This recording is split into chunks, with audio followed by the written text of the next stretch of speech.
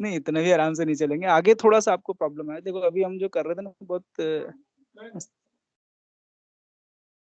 अभी जो हम कर रहे हैं वो थोड़ा सा ये था कि हमारे पास वोल्ट मीटर का डिजाइन था, वो पेजेस ज्यादा ले रहे थे बट मैटर कम था। अभी जो आएंगे थोड़े से आपको डीए कन्वर्टर भी समझना पड़ेगा, डिजिटल एनालॉग कन्वर्जन और conversion from analog to digital also, और डिजिटल टू एनालॉग दोनों ही आपको देखने पड़ेंगे थोड़े से। तो जब सीआर और डीएसओ करेंगे ना तो उसमें ये सारी चीजें इंक्लूड होगी। तो वहाँ पे थोड़ा सा टेक्निकल और थोड़ा सा आपको लगेगा कि हैवी हो रहा है until unless you do the course of digital electronics completely। तो वो थोड़ा सा आपको समझने में भी थोड़ा सा लगे हैवी, बट अभी थोड़ा सा हमारा इजी था पार्ट। तो काफी कुछ कवर तो हो ही गया है। वैसे हमारे दो क्वेश्चंस कवर हो गए हैं, जो हमने जितना यूनिट कर लिया ना उसमें से दो क्वेश्चन, यानी फर्स्ट एरर वाले से आता है और दूसरा आता है वोल्ट मीटर या उससे आता है। तो दो क्वेश्चंस हमारे कवर हो गए हैं। तो आपके टोटल सेवन सेवन आते हैं, सिक्स आते हैं, उसमें से चार करने होते हैं आपको या पांच करने होते हैं। तो दो तो हमारे कवर हो गए, तीसरा भी हमारा कवर हो ही गया है, block diagram of CRO that you can do and you can write something about the different different parts. So now let us come back to the this one sweep generator। and sweep generator का wave form मैंने पहले भी आपसे discuss कर लिया था, which is this is the practical waveform। this is the practical waveform means you cannot have an ideal output every time। Obviously आप जब सर्किट बनाओगे कोई भी तो उसमें कुछ ना कुछ एरर होगा। So this is the practical waveform means there is a increase, और ये इंक्रीज भी इतना स्ट्रेट नहीं होता है, that is not linear. It can be linear for certain part but that will have certain curvature also, because most of the time we use capacitor, charging of capacitor. So charging of capacitor will have certain exponential kind of function, but if you take a smaller part of that exponential then that will be a straight line. तो वो हम नीचे अभी देखेंगे क्या है। So this is a sweep generator, और ये हम कहाँ पे देते हैं, एक्स एक्सेस पे देते हैं। जो हमारा सीआरओ का एक्स एक्सेस होता है, there we provide this signal and we require this signal. Why? Because we have to spread the wave in X direction on the screen. Y direction में तो हमारा सिग्नल है जिसको हमने अप्लाई किया, जिसका हमें मेजरमेंट करना है, तो वाई डायरेक्शन में वो। बट एक्स डायरेक्शन में उसी सिग्नल को we have to expand that to whole of the screen। तो उस स्क्रीन पे एक्सपेंशन के लिए we need this kind of signal। Man, it means when your potential at x plate means x axis का जो plate है जिसपे आप इलेक्ट्रॉन को x axis में उसको मोशन दोगे, y axis में तो सिग्नल ने दे दिया पहले, बट x में उसको मोशन कौन देगा, ये वाला सिग्नल देगा। तो this point, when this point is corresponding, this is corresponding to the one of the end of the screen। आपका स्क्रीन है तो इसके एंड से स्टार्ट होगा, this is the A point. And when it reaches to end of the other side of the end of the screen, that is B point. तो आपका signal यहाँ से यहाँ तक का प्लॉट हो जाएगा और आपका दिखने में ऐसा लगेगा, ठीक है। And then again you have to back. हाँ बोलो, बोलो क्या चेक कर दूं, स्क्रीन रीशेयर कर दीजिए, नहीं समझा फिर स्क्रीन। ओके ओके ओके, मैं दोबारा कर देता हूँ। रिकॉर्डिंग मैंने स्टार्ट कर दी है, स्क्रीन में दोबारा शेयर कर देता हूँ आपको।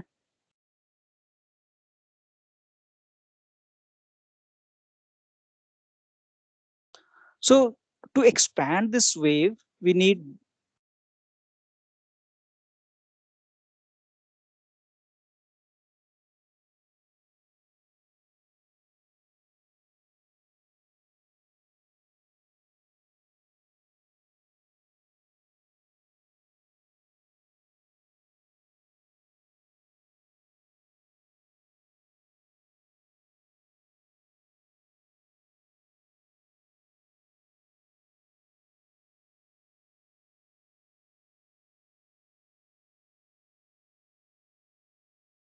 okay। थोड़ा सा यहाँ का नेटवर्क ड्रॉप हुआ था। To expand this signal in X direction we need to supply this one. तो जो ए पॉइंट यहाँ पे मेंशन था ना, that is end of the one side of the screen, और दूसरे एंड पे हमारा बी पॉइंट पे पहुंच जाएगा। Again we have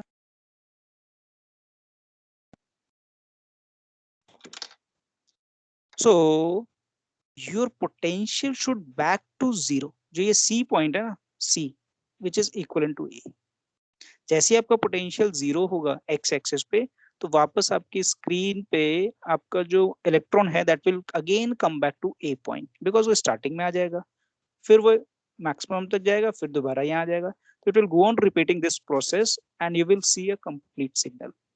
the ideal picture should be like this one, which is exactly dropping to zero, then linearly variation, then dropping to 0. This is what we need to have. So what kind of circuit we can use to make this kind of arrangement? कौन से circuit हमारे पास available है? This is one of the basic circuit. क्या कर रहा है circuit? This is RC network. This is one of the circuit that we can use. ठीक है, इसमें कुछ भी नहीं है, दो सिंपल से कंपोनेंट हैं, एक रेजिस्टेंस है, एक कैपेसिटर है और एक स्विच है. This is very important. इस स्विच की स्विचिंग हमें करनी होती है अकॉर्डिंग टू आवर सिलेक्शन कि आपने क्या रखना है टाइम पीरियड, उसको ऑन ऑफ करना है आपको. अगर इमेजिन करो ये ऑफ है, off means it is open. If switch is open then what will happen? VS की वैल्यू क्या होगी? अगर मैं स्विच ओपन कर देता हूं तो वीएस की वैल्यू इंक्रीज करेगी, डिक्रीज करेगी, जीरो होगी, या what will be the output this VS?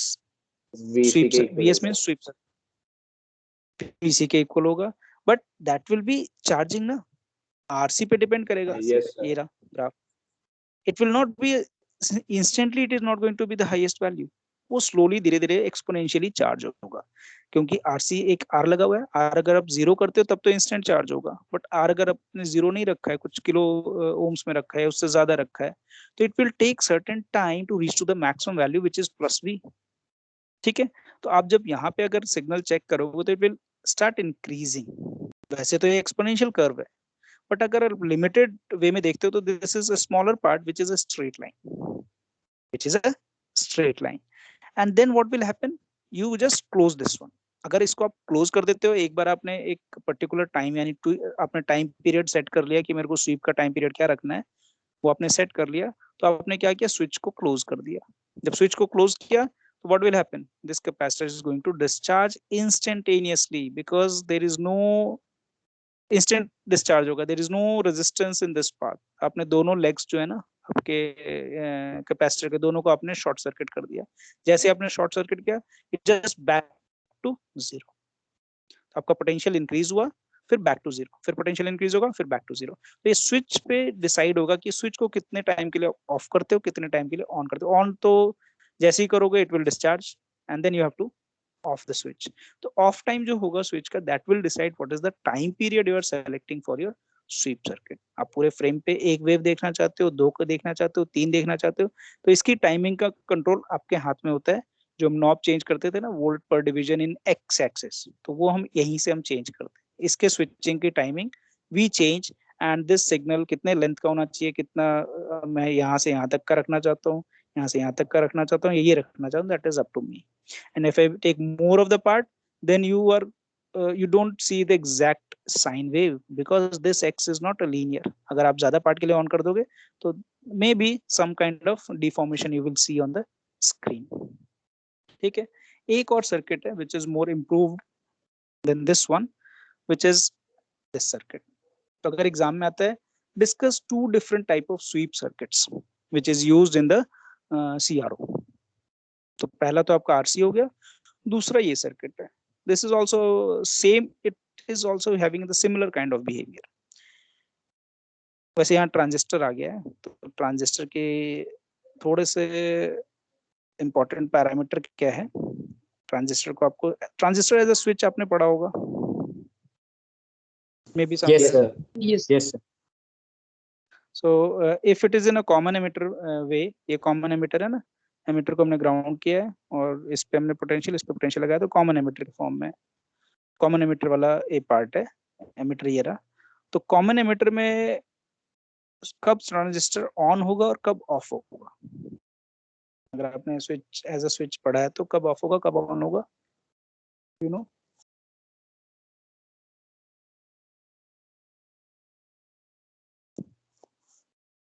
आपने बोला कि आपने पढ़ा है. Yes, sir. पढ़ा था लेकिन याद नहीं आ रहा है. अच्छा, हाँ, किस वोल्टेज? अगर मान लेते हैं, मैं इतना हिंट देता हूँ आपको, सिलिकॉन है, this is made up of silicon,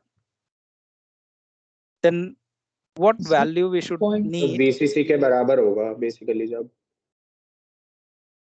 PCC नहीं, ऊपर से वोल्टेज आएगी. ट्रांजिस्टर के दो जंक्शन है ना, ट्रांजिस्टर के दो जंक्शन है, एक ये रहा, यस सर, और एक ये रहा. हम्म, So which should have how much voltage so that it become conducting? इस पे जाऊं या इस पे जाऊं? 0.3. नहीं, सिलिकॉन है. अच्छा पहले ये बताओ इस पे जाऊं या इस पे जाऊं? This is VCB and this is VCE. नहीं sorry BE and this is collector and base and this is base and emitter. तो बेस एमिटर पे मुझे फोकस करना है या कलेक्टर बेस पे फोकस करना है? collector base. Base emitter. This must be 0.7 volt. If this value is more than means ये अगर 0 है और ये मेरा 0.7 है तो ये ऑन हो जाएगा. ट्रांजिस्टर ऑन होने का मीनिंग है कि VCC will have good path through this line. Through RC it will pass the current to ground. तो VCC से करंट स्टार्ट हो जाएगा, ट्रांजिस्टर के थ्रू पास हो जाएगा. अगर ये वैल्यू 0.7 या उससे ज्यादा है तो ठीक है. Okay Yes sir. Yes, sir. Done. इससे हमें अभी मतलब नहीं है, ये हमें हमारे लिए कोई उतना मीनिंग नहीं रखता. हम इसे निकालते हैं इक्वेशंस में but we don't find any meaning from this one. The meaningful point is this voltage which is VCE. अब यहाँ जो वोल्टेज आपको मिल रहा है that is nothing but the VCE, the drop across whole of the transistor. तो transistor पे कितना drop हो रहा है वही वैल्यू आपको आउटपुट पे मिल रहा है जिसको हम स्वीप सर्किट कह रहे हैं या स्वीप वोल्टेज कह रहे हैं. ठीक है. अब मुझे क्या करना है, अगर इस जैसे में हमने उसमें किया, वो पिछले केस में हमने क्या किया, कैपेसिटर को ऑफ किया एक महीने में तो चार्ज हो रहा था. जब उसका हमने लेग्स शॉर्ट सर्किट कर दिए तो वो ऑन हो गया, डिस्चार्ज हो गया. तो it was also like working like a switch. Here what happens if this voltage is less than 0.7, this is an off condition. If it is an off, there is no current through this particular path. Yes sir, There yes is sir. no पढ़ा जा रहा current. है. ठीक है. अगर इस path से current नहीं मिल रहा है तो ध्यान से देखो, एक और पाथ इसके पास है, VCC के पास ये वाला पाथ है. एक हमने उसे बाईपास भी दे रखा है कैपेसिटर के through. It means the capacitor will charge through RC, यानी टाइम कांस्टेंट क्या है, RC into C. तो ये रहा कैपेसिटर का चार्जिंग वाला कर्व. हमने स्ट्रेट दिखा दिया यहाँ पे बुक में, बट ये थोड़ा सा कर्वेचर आगे जाके होगा, but we are working in a very short time, so that will be a straight line. So this is the charging of this capacitor. Clear? Yes, sir. Is it clear? Yes. Okay. Now what will happen if this become more than 0.7, then this will become a conducting path. So the capacitor which has charged to VCC or trying to charge to VCC means a good value, it will start discharging through the transistor because that will provide a very, अब ये देखो short circuit किया हुआ ना transistor, और transistor अगर बहुत ही low resistance देगा जब ये कंडक्टिंग हो जाएगा तो capacitor can easily it can discharge through this transistor. So that is this part. ठीक है. तो दोनों पार्ट हमें मिल गए, चार्जिंग ऑफ कैपेसिटर मिल गया, डिस्चार्ज. अब हमारा एम है कि ये जो पॉइंट है इस पॉइंट को हमें क्या कैसे सप्लाई देना है और उसको हमें कैसे मैनेज करना है, कितने टाइम के लिए देना है, कैसे देना है, वो हमें मैनेज करना है. अब इंपॉर्टेंट पॉइंट एक और है, अगर मैं इस पार्ट को भूल जाऊं अभी, इनपुट वाले पार्ट को जिसको मैं इनपुट कह रहा हूँ, ठीक है, इस पार्ट को भी फॉर टाइम बीइंग मैं भूल जाता हूँ. So there is a resistance which is attached here and you can always calculate कि ये पॉइंट हमें यानी VCC और एक रेजिस्टेंस है, तो this can provide a potential जो कि इसको हमेशा ऑन रखेगा. तो हमें यहाँ पे जो सप्लाई देना है वो नेगेटिव देना है, so that super imposition means superposition of this potential जो हमारा VC और RS के थ्रू आ रहा है और थ्रू दिस आ रहा है, वो हमें negative value they which is here. तो V इनपुट की वैल्यू जो है वो ये, it is negative for certain time. And when it is negative for certain time, this is not in a on state. Transistor आपका of state में, यानी जो आपने स्वीप सर्किट का टाइम पीरियड जो भी आपने डिसाइड किया है, जो आप इनपुट पे दे रहे हो, वो इस तरह का सिग्नल है, minus value minus voltage then back to zero, then again minus voltage then back to zero, then again minus voltage then back to zero. ये जो आपने डिसाइड किया ना, ये यहाँ पे आप दे रहे हो. वे इनपुट लिखा है ना, वे इनपुट, तो वो यहाँ पे दे रहे हो। वो बेशक से यहाँ से ऑन हो गया होगा, लेकिन आप नेगेटिव वोल्टेज दे करके उसे दोबारा ऑफ कर रहे हो। तो जब ये नेगेटिव पे है तो ये देखो टाइम पीरियड, ये चार्जिंग होगी कैपेसिटर की। जब ये पॉजिटिव कर देगा इस सिग्नल को, यहाँ पे इनपुट को पॉजिटिव कर देगा वीबी को, तो ये आपका जब जीरो हो जाएगा तो what ever the potential is applied through this it will switch on. आप इजिली कैलकुलेट कर सकते हो। हम डाउट क्लास में से इस तरह के सर्किट का ना किरचॉफ्स लॉ लगा के कैसे हम इजिली कैलकुलेट कर सकते हैं पैरामीटर्स। यहाँ पे कितना पोटेंशियल है, यहाँ कितना है, यहाँ कितना है, करंट कितना है, इसमें करंट कितना है, इसमें कितना वोल्टेज है, we will do in that class. अगर वो, क्योंकि अभी अभी ये सारी चीजें आप पढ़ोगे नेक्स्ट सेमेस्टर में, जब एनालॉग पढ़ोगे ना, तब आप ट्रांजिस्टर के डिफरेंट डिफरेंट बाइसिंग पढ़ोगे, and this is a fixed biasing. अगर इस सर्किट को किसी को देखा हो किसी ने कभी, तो this is called a fixed biasing. तो एक फिक्स्ड वैल्यू आपको हमेशा यहाँ पे देता रहता है, उसे हमें कम करना है, उसे कम हम यहाँ से कर रहे हैं, क्योंकि दोनों पोटेंशियल आपके क्या हो जाएंगे, एडअप हो जाएंगे, एडअप होकर के आपके ये जीरो कर देगा इसको। तो हमें नेगेटिव, इसको, इस सिग्नल को हम कहते हैं something like mono stable kind of circuit. जो ये सिग्नल आ रहा है ना, इसको मोनो स्टेबल सर्किट से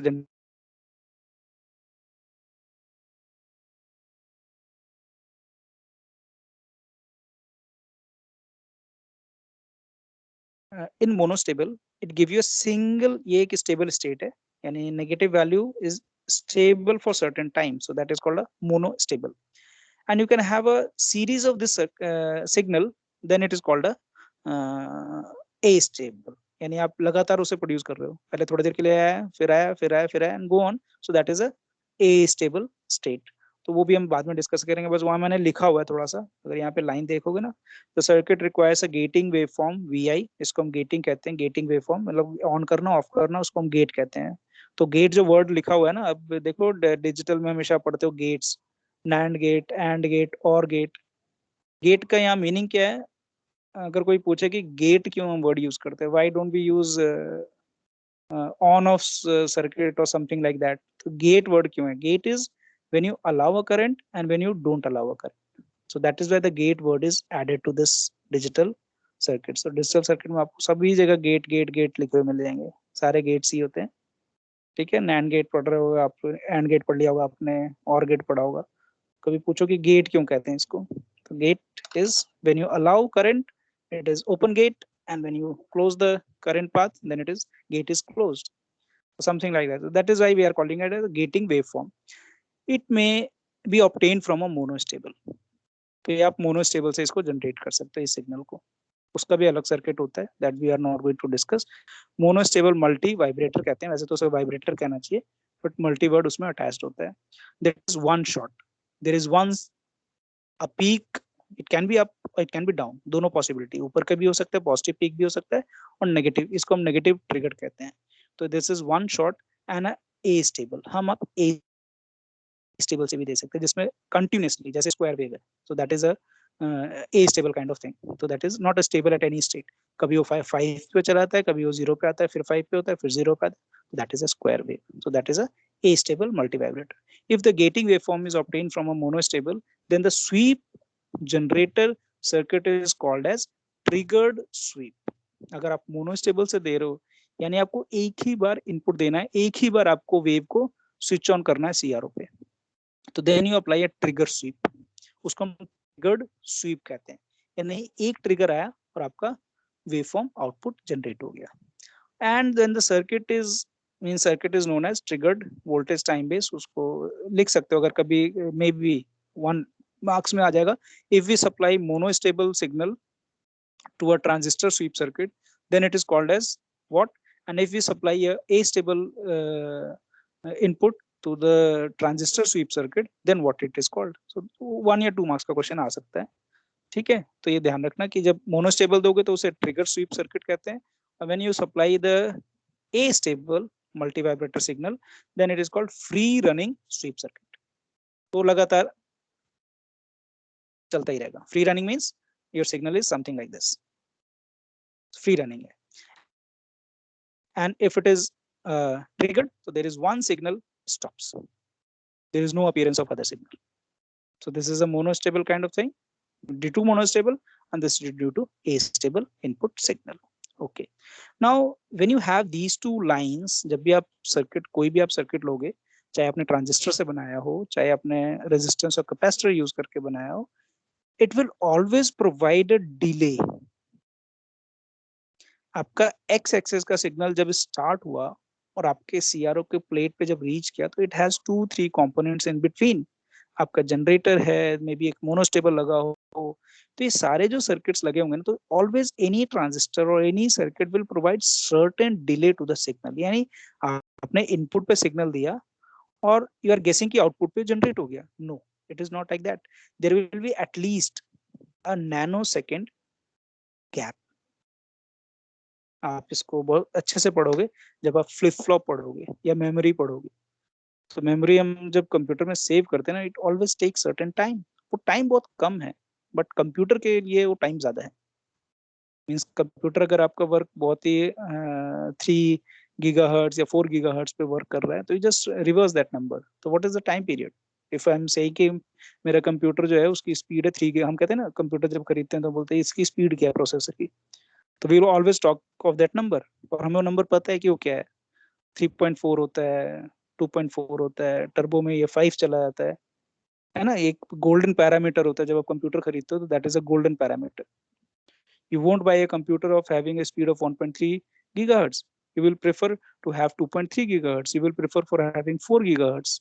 जो बच्चे गेम खेलते होंगे, जिनके घर में हो सकता है गेमिंग कंप्यूटर हो या कोई और कंप्यूटर हो, अच्छा, तो कभी इस चीज को रियलाइज किया कि उस पे वो नंबर बहुत इंपॉर्टेंट होता है। उसका मीनिंग क्या होता है? हाँ? ये नंबर होता है या नहीं पहले ये हम एग्री कर लेते हैं कि नंबर होता है हमारे पास। होता है सर, इस तरह का वो वैल्यू होता है टाइम कुछ। डिले पे होता है, डिपेंड। हाँ, तो this is simply actually computer का जब ये स्पीड हम कहते हैं ना कि ये स्पीड ये है, तो उसको रिवर्स कर दो। तो उसको रिवर्स करते ही मान लेते हैं 1 GHz है, एग्जांपल के लिए लेते हैं। 1 GHz में 10⁻⁹ तो उसको रिवर्स करो 10 giga means 10⁻+9। So if reverse that, so it will B 10⁻⁹ seconds. It means that computer can do one process in that much of time. इसका मीनिंग ये है। और क्यों ये टाइम आ रहा है? क्योंकि आपके जो कंपोनेंट लगे, जैसे आपको ऐड करना नंबर, तो नंबर ऐड करने के लिए you at least computer will require, if you want to add 2 numbers, the computer will require something like a 14 or 15 time period. मतलब उसको जो भी उसका टाइम पीरियड होगा ना, जो भी उसको आपने पल्स दिया है, उस पल्स में 14 या 15 टाइम पीरियड जब पास हो जाएंगे, तब कंप्यूटर आपका एक एडिशन कर पाएगा। बिकॉज उसे नंबर कैच भी करना है, स्टोर भी करना है, फिर उसे प्रोसेसर को भी देना है, एडर सर्किट को देना है, फिर उसके बाद उनको ऐड करना है, फिर रिजल्ट को डिस्प्ले करना है। तो all these small small steps are different steps, और for every step you require that much of delay time. तो उसके टाइम पीरियड क्या है? अगर 1 GHz का सिग्नल है, तो 10⁻⁹ का एक पर्पस, एक मतलब एक पर्टिकुलर वर्क कर पाएगा। और आपको एक एडिशन करने के लिए अगर आपको 10 वर्क करने हैं या 15 वर्क करने हैं, तो 15 नैनोसेकंड बाद आपका रिजल्ट जनरेट होगा। हमारे लिए वो लगता है कि इंस्टेंट हो जाता है, बट कंप्यूटर है but time delay, because these circuits are there. तो हमारे पास एक्स एक्सिस में तो हमने 2-3 पार्ट लगा दिए, तो हमें क्या करना पड़ेगा कि वाई एक्सिस में भी इंटेंशनली, बिकॉज अगर एक्स एक्सिस का सिग्नल पहुंच गया और वाई एक्सिस पे जो मैंने सिग्नल दिया है वो लेट पहुंच रहा है, तो मेरा सिग्नल सही से नहीं दिखेगा सीआरओ पे। मैं जीरो कहीं और है एक्स का, और वाई का जीरो कहीं और आएगा। So we have to intentionally we have to add a delay line into your Y axis path.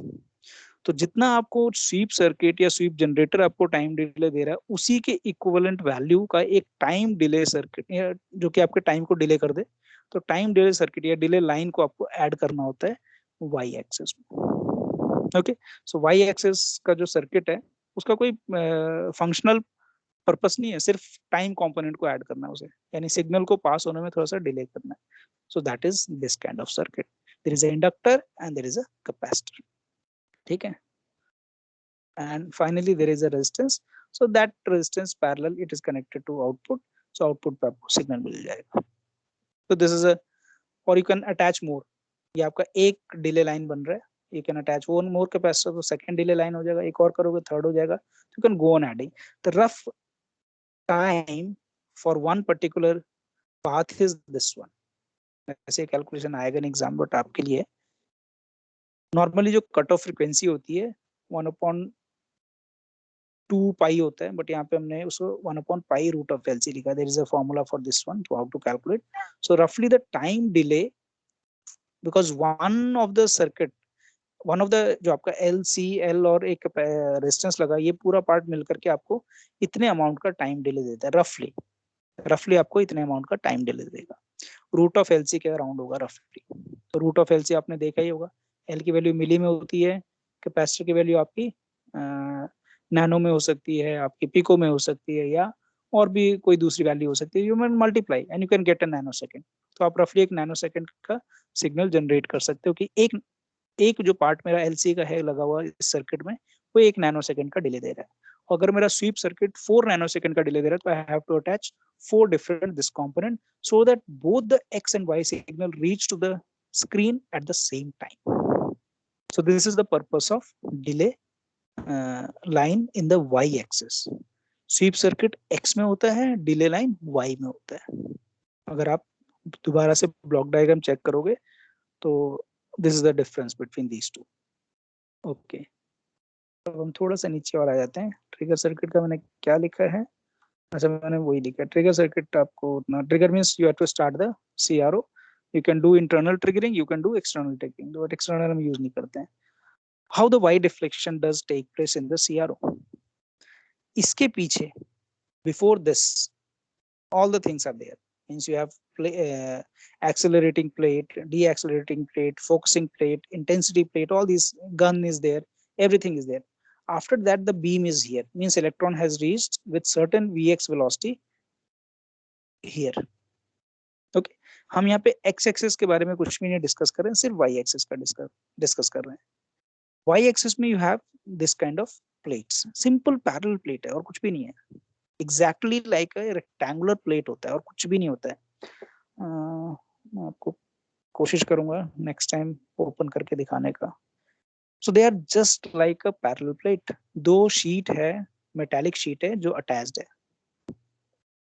और उसके सेंटर में आपको बीम पास करना होता है. और एक पे आप पोटेंशियल अप्लाई करते हो जो आपके वाई एक्सिस का पोटेंशियल है, जिसको आपको सिग्नल को चेक करना है. दूसरा आपका ग्राउंड होता है. तो ये तो 0 पे ही है, ये आपका पोटेंशियल इंक्रीज और डिक्रीज, यानी पॉजिटिव भी हो सकता है एंड फिर 0 हो सकता है, फिर नेगेटिव हो सकता है and so on. If it is positive means आपका सिग्नल अगर साइन वेव है, it is something like that. तो आपके कुछ टाइम के लिए पॉजिटिव है. जब ये पॉजिटिव है तो electron is negative charge, this plate is positive, the electron will lift upward, it will have, means electric field will work, or electron will not attach to this sheet because आपके पास x axis velocity भी है, उसके पास electron के पास. अगर x axis में velocity है तो आप उसको बेंड कर सकते हो. ऐसा नहीं कि आपने बहुत तेजी से पुल करके सारे के सारे यहाँ चिपक गए. No, they want to go to this plate only, but they won't be able to go to the plate because they have x axis velocity also. So this is the net velocity at this point. अब जब net velocity ये होगा, ये straight line नहीं होता है, थोड़ा सा curved होता है. This is something like that. थोड़ा सा curved होता है. And this is the equation you get. Acceleration आप easily निकाल सकते हो. जब plates के बीच में इलेक्ट्रॉन है तो कितना होगा उस पे फोर्स, इलेक्ट्रिक फील्ड आपको पता ही है, तो फोर्स कितना उस पे एक्ट कर रहा है, you already know. And if you know the distance between these two plates, you can easily calculate. यहाँ पे d लिखा हुआ ना, तो अगर इलेक्ट्रॉन सेंटर में है तो d/2 डिस्टेंस पे, तो you can easily calculate how much force is acting in y direction. So there is x-axis motion, there is a y-axis force. So that y-axis force will have y-axis acceleration, which is mg downward, जो आपको नीचे पुल कर रहा है. ये g, sorry mg नहीं, mg से करेंगे या नहीं, हमने सिर्फ इवन mg को ही भूल जाओ. मतलब electron is very fast, it doesn't have any gravitational pull kind of thing. वैसे you can include that, but we don't need to include that because they have good amount of x axis velocity that is not going to change with the g value. तो g को भूल जाओ, सिर्फ हमने electric field और इसके x axis को रखना है. So this is the equation, final equation. We have initial velocity, we have, इसको सॉल्व कर सकते हैं. मतलब ये इतना इजी नहीं है. You need to solve this equation because you know the acceleration, and you can double, and this is actually something like this one, dx square dy square d square y dt. You know this term as this is your acceleration in y axis, x का तो हमें पता है कि x तो straight line है, x पे कोई फोर्स एक्ट नहीं कर रहा, तो एक्स की वैल्यू वही रह जाएगी। लेकिन वाई आपको पता है कि वाई पे फोर्स एक्ट कर रहा है, this is differential and you have to integrate this E Y divided by M. आपने क्या करना है, इसको इंटीग्रेट करना है, डबल टाइम करना है, और सारे बाउंड्री कंडीशन लगाने के बाद कि आपका d/2 का वैल्यू क्या है, आपकी प्लेट्स का डिस्टेंस क्या है, all this things if you go on calculating you get this equation. ये इक्वेशन मेरे ख्याल से सीआरओ का चैप्टर पता नहीं किस पहले इलेक्ट्रिसिटी मैग्नेटिज्म में हुआ करता था, बट अब उसमें से भी रिमूव कर दिया है। तो where this is I don't know, but इसका डेरिवेशन हमें करना नहीं है, क्योंकि हमारा ये एसएससी का जो लैब है, there we don't have to do the derivations. तो ये इक्वेशन हमारे पास आ जाता है, और जब इसको सॉल्व करोगे तो you will get with other parameters, means how much the potential you have applied, what is the distance between the centre of the plate to the screen, length is I think this length, the length of the आपके जो plates लगाए ना उसकी length कितनी है, this length 2d, d is this one, small d, the distance between these two plates, and va is the potential which you have applied। va कहाँ पे है, va is the accelerating potential होना चाहिए somewhere, हाँ va will be the accelerating potential। तो you get this formula कि y का जो डिफ्लेक्शन है, यानी आपके स्क्रीन पे सेंटर लाइन से कितना लिफ्टेड होगा आपका electron, so that is by this equation. तो vd की वैल्यू अगर आप चेंज करते हो, यानी आपके पास इक्वेशन क्या आ गया, y is directly proportional to vd। अगर बाकी पैरामीटर आपके कांस्टेंट है, ऑब्वियसली वो कांस्टेंट है, उसे तो आप चेंज नहीं कर सकते। तो आपका ये लीनियर, यानी सब कुछ रख लो आप, तो this is y is k times vd। तो जितना vd आप इंक्रीज करोगे तो it will go up, if it is minus it will go down, if it is zero it will just stay at the centre. तो सब कुछ मिला जुला के कहानी है कि this is linearly proportional to vd। तो y एक्सिस का डिफ्लेक्शन आपका लीनियर प्रोपोर्शनल है vd के। एक्सेलरेटिंग जो va पोटेंशियल है ना, that is needed for x axis velocity. हाँ बोलो, समवन इज आस्किंग। हाँ, ये हमने पहले डिस्कस कर लिया है, वी हैव डिस्कस ऑलरेडी क्या क्या नॉब्स होते हैं, क्या क्या उनके फंक्शंस होते हैं। हम थोड़ा और नीचे आते हैं, what we have to do. Okay, कल की क्लास में हमने सीआरओ का एक्सपेरिमेंट किया है, and there we have found कि how to measure the peak value, means you can measure the amplitude of the signal, you can measure RMS value, you can measure peak to peak value, you can measure average value, all these things you can measure once you get the wave on the CRO plate. So I've just took a screenshot, and this peak to peak voltage from this peak to this peak, इसी के नीचे तो peak आएगा नहीं, उसके side में आएगा, obviously sine wave है, तो पीक हमारा यहाँ दिखेगा, क्या दिखेगा। एक और तरीका है इसको देखने का, if you switch off the Y axis potential, जो सीआरओ में वाई एक्सिस में पोटेंशियल देता हूँ उसको अगर स्विच ऑफ कर दो तो आपको ये स्ट्रेट लाइन दिखेगा। On the screen it will look like a simply a bar, and that will give you the same value which you are calculating from here. But हम बच्चों को सिग्नल ऐसे बोलते हैं कि सिग्नल ऐसे आना चाहिए, एटलीस्ट 2 पीक होने चाहिए आपके सीआरओ के स्क्रीन पे, तभी आप मेजरमेंट कर पाओगे। सो दिस पीक वैल्यू आपके ग्रेजुअल्स जो आपके बने हुए हैं, ग्रेजुअल्स थे ना, जो आपकी ग्रेजुएशन होती है, इस पे ग्रेजुएशन मीन्स इंस्ट्रूमेंट की ग्रेजुएशन, आपकी ग्रेजुएशन ही इंस्ट्रूमेंट की भी ग्रेजुएशन होती है। तो जो रीडिंग उस पे मेंशन होती है ना, उसको हम ग्रेजुएशन कहते हैं, ग्रेजुएटेड रीडिंग कहते हैं। तो पढ़ा लिखा इंस्ट्रूमेंट होता है वो। उसने अपनी डिग्री कर रखी होती complete. So this is the actually the divisions, जो बिग बिग आपको स्क्वायर्स दिख रहे हैं ना, they are divisions. So you have to just measure how many divisions between this and this peak. तो नॉर्मली वो सेंटीमीटर स्केल से match करता है। यहाँ पे हम बच्चों को कई बार ये भी कहते हैं, take the trace and use a centimeter scale and measure how much distance between these two using a scale that you can easily do। आपने 2 पीक जनरेट कर लिया, एक लाइन आपने ड्रॉ किया, एक नीचे आपने लाइन ड्रॉ किया, और उसके बाद आपने सेंटीमीटर स्केल रखा और आपको डिविजन्स मिल जाएंगे। बट सेंटीमीटर में आपको ध्यान ये रखना है कि जो आपका सीआरओ होता है उसमें जो स्मॉलेस्ट यूनिट होता है 0.2 का होता है, यानी आपके 4 डिवीजन या ज्यादा से ज्यादा 5 डिवीजन, कई बार 4 होंगे तो 0.25 होगा, और 5 डिविजन होंगे तो 0.2 होगा। तो 1 division, 1 big division is divided into 4 part और समटाइम 5 पार्ट। तो आपके 0.2 0.25 से नीचे, लेकिन सेंटीमीटर स्केल क्या होता है, 0.1 मिलीमीटर तक भी जाता है, तो वो अवॉइड करना। कई बार बच्चे कर लेते हैं कि हमने सेंटीमीटर स्केल यूज किया और हमने 0.1 का भी कर लिया कैलकुलेशन और हमारी रीडिंग ये आ रही है, but CRO does not permit, because CRO का अपना लीस्ट काउंट है, तो लीस्ट काउंट से नीचे की वैल्यू आप मेजर नहीं कर पाओगे if you are using a CRO. हम बच्चों को सिर्फ इसलिए सेंटीमीटर स्केल यूज करने देते हैं बिकॉज सीआरओ, एक सीआरओ पे करीबन 10 बच्चे करते हैं everyone cannot have an half an hour free time to use the CRO, कि वो बैठ करके सीआरओ को देख रहा है आगे पीछे चारों तरफ से देखा, फिर उसने बिल्कुल ध्यान से देखा रीडिंग कैसे आती है क्या है। वी हैव 10 स्टूडेंट वेटिंग, तो हम क्या करते हैं, सिग्नल लाओ, उसको ट्रेस करो ट्रेस पेपर पे, ट्रेस पेपर आपको प्रोवाइड हो जाता है, पेंसिल से उसे ट्रेस करो और घर में जाके कैलकुलेशन कर लेना। बस नोट क्या करना है, वोल्ट पर डिवीजन क्या मेंशन था उस समय जब मैं ट्रेस कर रहा था, और टाइम पर डिवीजन क्या mention, that value you have to record in every trace. जब भी आप ट्रेस लेते हो तो ये 2 नंबर हमेशा रिकॉर्ड कर लो, अदरवाइज आपकी कैलकुलेशन हमेशा सही नहीं आएगी, क्योंकि आप क्या मल्टीप्लाई करोगे आपको पता ही नहीं है। तो वोल्टेज मेजर करने के लिए हमें ये 2 पीक्स को ध्यान रखना है, अप एंड डाउन वाले को, क्योंकि वाई एक्सिस की हमें वैल्यू चाहिए, तो ये हमें एम्पलीट्यूड देगा। तो जब कैलकुलेशन करोगे, जब आपने डिविजन्स कैलकुलेट कर लिए, you just multiply with volt पर division into how many divisions you are getting in y-axis. So that will give you voltage in y-axis. यानी आपको एम्पलीट्यूड दे देगा, पीक टू पीक दे देगा, ठीक है, पीक टू पीक देगा। लेकिन अगर मैं बोलता हूँ उसको सिग्नल को लिखो कि ये सिग्नल की वैल्यू क्या है, then how you will write yt equal to जो आपका पीक टू पीक वैल्यू आया है उसको डिवाइड बाय 2 करोगे एंड साइन ओमेगा टी लिखोगे। और फिर मैं कहता हूँ give me the value of RMS also, कि वाई एक्सेस में आरएमएस वैल्यू क्या है। आरएमएस वैल्यू क्या होगा, V Y divided by 2 and whole divided by √2।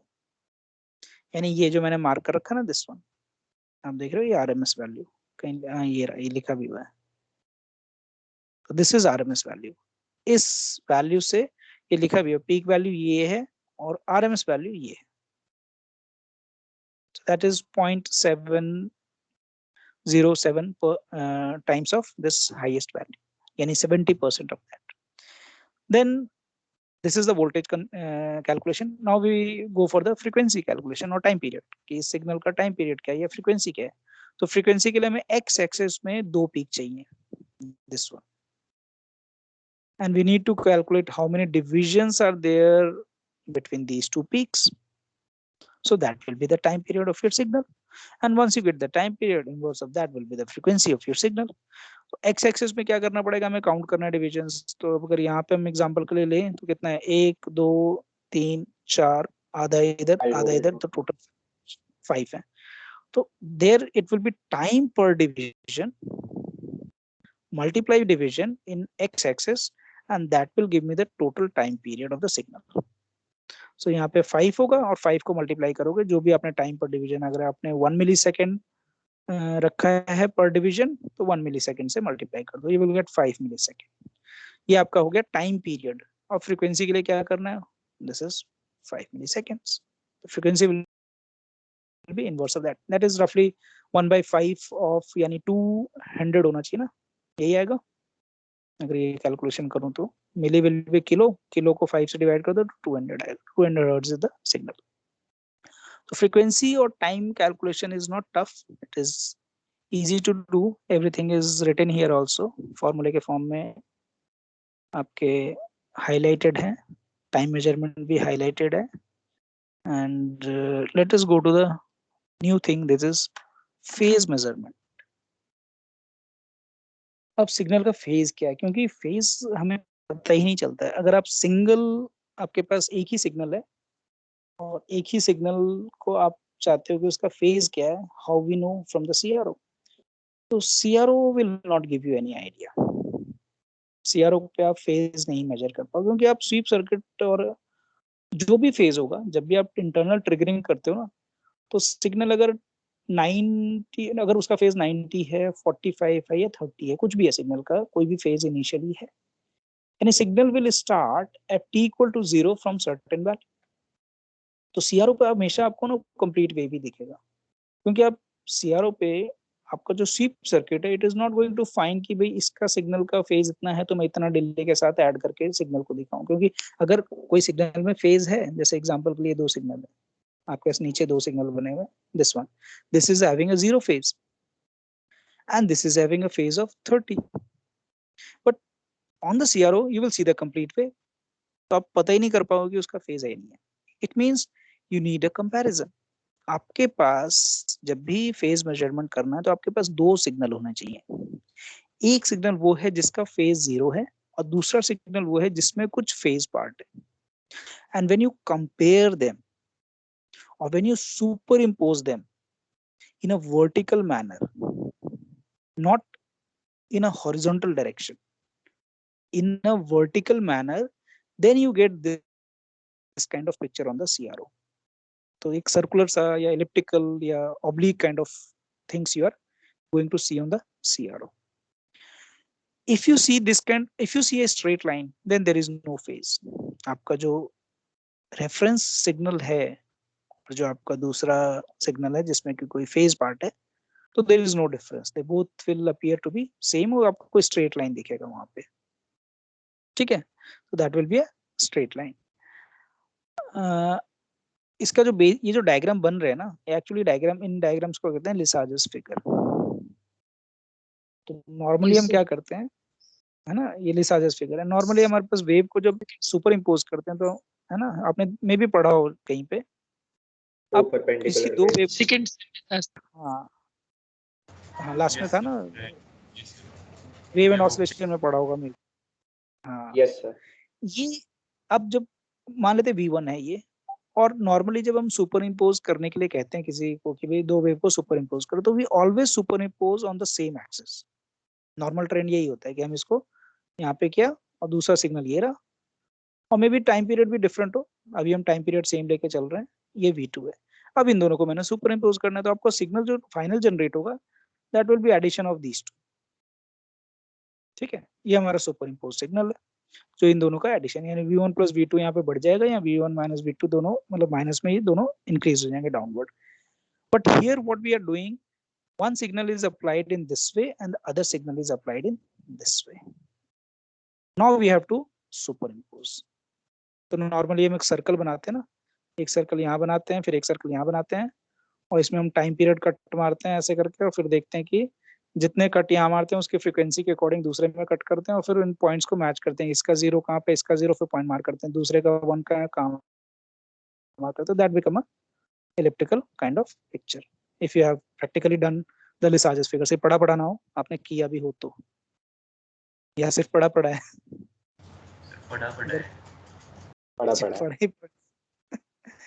अगर करोगे तो देखो आज वो हमने डॉट दे करके और दो रेक्टेंगुलर फिगर को मिलाया. हाँ ये रहा, मैं बनाता रहा हूँ, ये दोनों के सेंटर के एक्सेस को बना लो. घर पे जाके कुछ नहीं करो, सर्कल का जो रेडियस होगा ना, दैट इज योर एम्पलीट्यूड. तो एक को R1 यूज कर लो, यस सर, और एक को R2 यूज कर लो. ठीक है, ये दोनों अलग होने चाहिए, बस अलग होंगे तो आपको थोड़ा सा दिखेगा अच्छा. अगर दोनों अलग हैं और दोनों की फ्रीक्वेंसी मान लेते हैं सेम है, फॉर टाइम बिंग सेम मान लेते हैं, और आप जैसे जीरो से करते हो ना, ये वाला मार्क आपने जीरो किया, फिर इसको आपने इसको 8 पार्ट्स में कट कर लो, 16 में कर लो, तो आपने मान लेते हैं 8 पार्ट में इक्वल पार्ट में कट कर दिया, तो मार्किंग कर दो उसकी. सिमिलरली यहाँ पे भी इसकी मार्किंग कर दो, इसका भी जीरो यहाँ से स्टार्ट करो. तो दोनों के जो जीरो होंगे वो कहाँ पे आ रहे हैं, एक का जीरो ये रहा, एक का जीरो ये रहा, तो इट विल अपीयर हियर. फिर इसका वन कहाँ पे आ रहा है, इसका वन कहाँ पे आ रहा है, जब ये यहाँ आएगा तो यहाँ आ जाएगा, ये तो यहाँ पे आ जाएगा. तो you will able to draw a circular और elliptical kind of thing on this one. That will depend कि आपने कैसे ड्रॉ किया है. तो घर जाके ट्राई करना कि लिसाजस फिगर बनते कैसे हैं. तो यहाँ पे हम डायरेक्टली हम हमारे पास टीना भी है और मल्टी सिम भी है, तो उन दोनों में हम इसको ड्रॉ कर सकते हैं. We can see the phase, how we change the phase and how the signal will appear on the CRO. तो CRO पे phase measurement के लिए you need two signals. अगर एग्जाम में आता है discuss how we can measure the phase of a signal, so you will write that we need to have two different signal, one which is a reference signal which may have phase zero, and one which is having a certain phase. And when we superimpose them in a vertical manner, not in a horizontal or not in the same axis. We just superimpose in a vertical manner, means one will be provided on the x-axis and one will be provided on the y-axis. Then you get a elliptical kind of picture, and from this ellipse you can find the value of phase.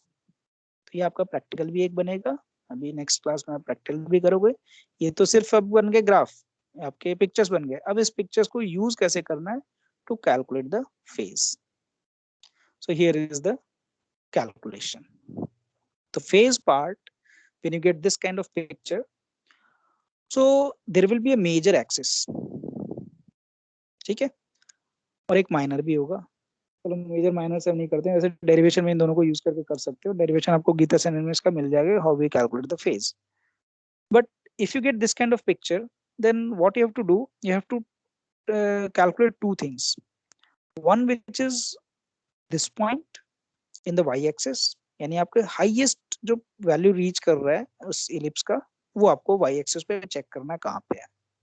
वैसे तो book में भी ऐसे भी लिखा हो, कई book में ये लिखा होता है this you can measure, this is same, ये हाफ उसका है और ये कंप्लीट है. And the other point which you have to remember is this one, यानी जब वो y-axis को जहाँ पे कट कर रहा है, एक तो हो गया मैक्सिमम वैल्यू, एक हो गया जहाँ पे y-axis को कट कर रहा है. देखो ध्यान से देखना, ये वाला point up to this one. So there are two y-axis value you have to measure. एक तो highest value और एक जहाँ पे y-axis को कट कर रहा है. ये दोनों वैल्यू आपको नोट डाउन करना है, और दोनों को नोट डाउन करने के बाद this is the simple formula, you have to take sin inverse of y1 by y2. If the ellipse, if your ellipse is falling in first and third quadrant, then you have to use this formula. If the ellipse is falling in second and fourth quadrant, then you have to just 180 minus that particular number. क्योंकि ये जो है ना होगा ना, ये 90 से ऊपर वाला फेज है, तो 90 से जब ऊपर है तो इलिप्स का आपका फॉर्मेशन सेकंड और फोर्थ क्वाड्रेंट में होगा. तो एक फॉर्मूले में तो आपको sine inverse y1 by y2 करना है, आपका फेज मिल जाएगा सिग्नल का, और दूसरे में आपको फेज कैलकुलेशन तो वही है, calculation is same but 180 minus that one, so that it is somewhere here. तो आपका जब 90 से 180 के बीच में होता है और between this it is in this particular quadrant. तो वी कैन सी दैट कि क्या होता है, we can see that also. तो ये तो हो गया कैलकुलेशन आपका फेज का. अगर फ्रीक्वेंसी भी डिफरेंट है और आपका, वैसे तो फ्रीक्वेंसी निकल जाता है, but we can do another thing, means if there are two signals and if you superimpose in a perpendicular manner and if their frequency is different, then what will happen. ये सारी कहानी किसके लिए, just same frequency के लिए, जहाँ पे आपको इलिप्स दिखेगा. If the frequency is different, then you will able to see this kind of picture. This one. So this is if frequency is same. If both the perpendicular signal which you have applied on x-axis and you have applied on y-axis, if the frequency is same, then it will be circular or elliptical. It is falling in first or second, first or third quadrant or second or fourth quadrant, जो हमने ऊपर देखा अभी. So this ratio is 1. If the vertical axis is having a frequency, means the formula is this one. How many loops are formed? मैंने शायद वैसे लिखा है, एक मिनट को. हाँ. The ratio of the two frequencies is given by this one, and how many loops is formed. I think there should loops लिखना चाहिए था मुझे, एक मिनट रुको, नीचे चेक करना. Number of intersections हो गया ना, x-axis intersection है. हाँ, तो वो दो लूप में फॉर्म करेगा. मतलब एक आपका फ्रीक्वेंसी अगर फास्ट है तो फास्ट रोटेशन करेगा. लिसाजस फिगर में भी हम जो कहते हैं ना बच्चों को, जब दो फ्रीक्वेंसी डिफरेंट होती है, तो अगर एक फ्रीक्वेंसी को आपने 8 पार्ट्स के लिए इमेजिन किया कि वो फ्रीक्वेंसी को मैं 8 पार्ट से डिनोट करूंगा, तो अगर फ्रीक्वेंसी दूसरे की डबल हो गई तो उसे आप 16 पार्ट से डिनोट करोगे. तो ये सारे छोटे छोटे चीजें जो लिसाजस फिगर जब बनाते हैं तो ध्यान रखते हैं कि if I am making 1 kilohertz, I am cutting into 8 parts that circle, and if another one is 2 kilohertz, then I have to cut into 16 part. So you will get this kind of picture. ये ratio है which is 2:1, यानी vertical to horizontal, vertical to horizontal. तो vertical frequency अगर आपकी ज्यादा है, 2 times है of this one, तो you will get this kind of picture. If horizontal is more, then you get, we will see this thing कि ये loops हमारे ऐसे form होते हैं. जब 3/2 का difference है तो ऐसा बनेगा, 3:1 का difference है तो ऐसा बनेगा, 4:3 है. तो ये figure generate करना CRO पे एक बहुत ही मुश्किल काम है. ये तो बड़ा easily हो जाता है. You won't get this kind of picture. It is very difficult. If your CRO is very good, you are also good in handling the CRO, then you get these kind of pictures. It is very difficult to make such kind of Tina loop. Lab में कर सकते हैं. हाँ, टीना में हो जाएगा और उसमें भी हो जाएगा, मल्टीसिम में भी हो जाएगा और टीना में भी तो हो जाएगा. आसानी से कर सकते हैं ना. ये तो थ्योरेटिकल है, वो तो हो जाएगा. उसमें तो कर लोगे, लेकिन अगर लैब में करना हो फिजिकल तो then it is very difficult. So let us try to see. उसके बाद है क्या, मैं नेक्स्ट टॉपिक पे देख लूं. टाइप ऑफ ऑसिलोस्कोप है, देखते हैं पहले ये दोनों चीजें ना, फेज मेजरमेंट. कोई अच्छा थ्योरेटिकल फिजिक्स ही बनेगा क्योंकि एक्सपेरिमेंट उसको आएगा ही नहीं. नहीं, ऐसा नहीं है. थ्योरेटिकल फिजिक्स में देखो फंड की जरूरत नहीं पड़ती. If you want to go for research, you can sit in a room, you need a laptop, you need internet, and you can publish a paper. But experimental physics में अगर आपको एक छोटा सा मान लेते हैं, बोले कि डायोड ही बना लो, तो डायोड बनाने के लिए आपको बहुत मेहनत करनी पड़ेगी. Diode itself is hardly of 10 rupees, but to make that you need at least 10 lakh rupees or more than that to make a diode. तो अच्छा है ना तुम्हारे लिए कि तुम सबके लिए कि बस एक कंप्यूटर का रिक्वायरमेंट है and you can do the research. This we have learned in a more better way. हम लोग तो एक्सपेरिमेंट कर करके थक जाते थे. एक्सपेरिमेंट ही होता था हमारा और एक्सपेरिमेंट ही करते रहो और एक्सपेरिमेंट रिजल्ट कभी आते नहीं सही. Because instrument is never best instrument you get. It is always having certain limitations, certain error is always there. तो एक बार जरा मैं स्क्रीन शेयर कर रहा हूँ क्योंकि टीना पे हम ये बार दोनों चीजें चेक करते हैं कि फेज वाला और दूसरा हमें चेक करना है कि फ्रीक्वेंसी अगर वेरिएशन होता है. तो both the practical we can do in your lab. तो दोनों प्रैक्टिकल आपको करना. अभी तो आपने एक लैब में शायद सिर्फ फ्रीक्वेंसी और एम्पलीट्यूड मेजरमेंट का किया है और दूसरे लैब में दूसरा जो लैब होगा वो भी करोगे. उसके बाद फिर ये वाला प्रैक्टिकल आप करोगे. तो late me just share the screen. आज टाइम चेंज होने से बच्चे कम हो गए. सर आज आधे हैं. क्या आज अब तो आते ही कम ऑलमोस्ट है. 60% सर. हाँ नहीं, आज 40 के राउंड ही है, मतलब आज हाँ बच्चे कम 70 हो तक गए. होते हैं. यस. तो ये थोड़ा सा वही है कि टाइम भी चेंज हुआ है. चलो इस पे पहले हम देख लेते हैं, चेक कर लेते हैं. तो बच्चा नहीं आ रहा है उसका कुछ कर नहीं सकते हैं. इसलिए कुछ टीचर्स क्या करते हैं ना, they don't provide the notes. then a student has to come into the class and they will note down there only. तो बहुत बार ये भी करते हैं कुछ teachers. So what we can do, हम यहाँ पे सर्किट भी बना सकते हैं जो आरसी सर्किट हम यूज करते हैं फेज मेजरमेंट करने के लिए. Otherwise we can make 2 different circuit and we can do see them on the oscilloscope. तो हम 2 डिफरेंट सर्किट ही बना लेते हैं, ज्यादा बेटर होगा, इजी होगा हमारे लिए सोर्स को मैनेज करना.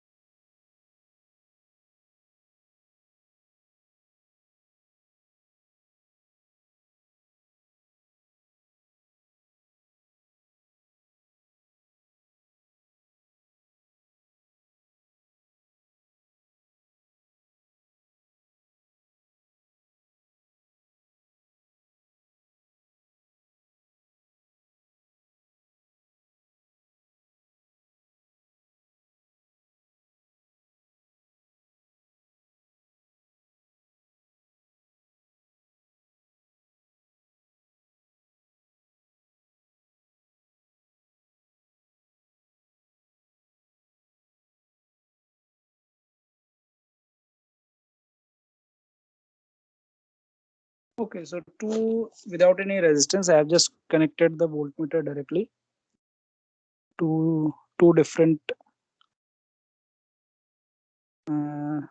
sources.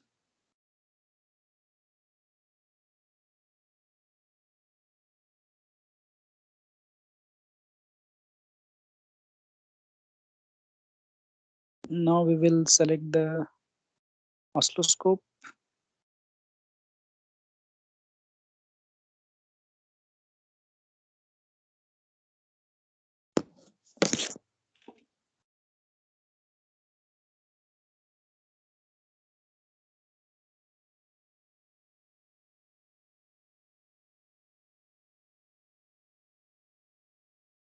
So first we have to take the sine wave.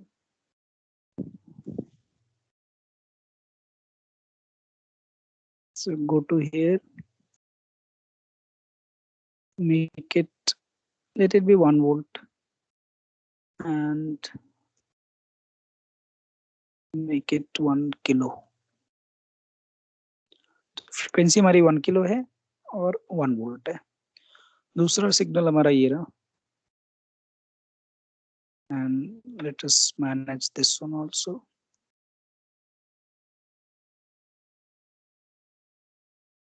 Sine wave and 1 kilo. And phase in both the cases we have kept 0. तो दोनों cases के लिए phase हमारा 0 है. And let us check what the output is on the. Okay, so अभी जब हम yt का selection करते हैं तो it means y is being plotted with respect to time. Y is being plotted with respect to time का meaning क्या है? Y is plotted with respect to a sweep generator. यानी sweep signal के according आपका Y का plot हो रहा है. तो you will see a sine wave. तो एक बार जरा check करते हैं sine wave है या नहीं है. Okay, what it is saying, some error is there. Grounding is there. Grounding is required. Let me just check.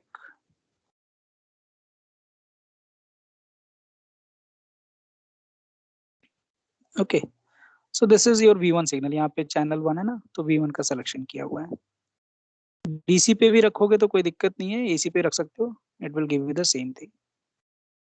DC का रीजन क्या है उसका मैं बाद में बताऊंगा कभी.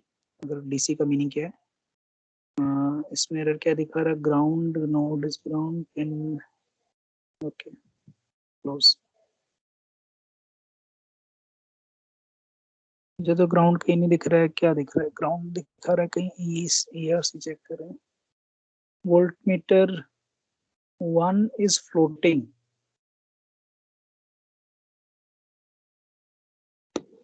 कनेक्टेड नहीं है. कनेक्टेड तो है volt meter 1.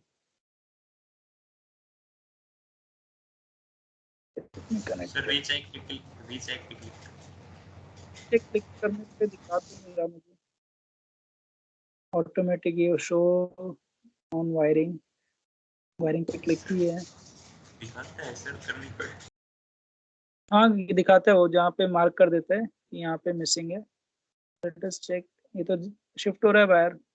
It is connected. Let me just connect the ground also. If it is asking कि वे ग्राउंड आपका मिस हो रहा है तो ग्राउंड कनेक्ट कर देते हैं.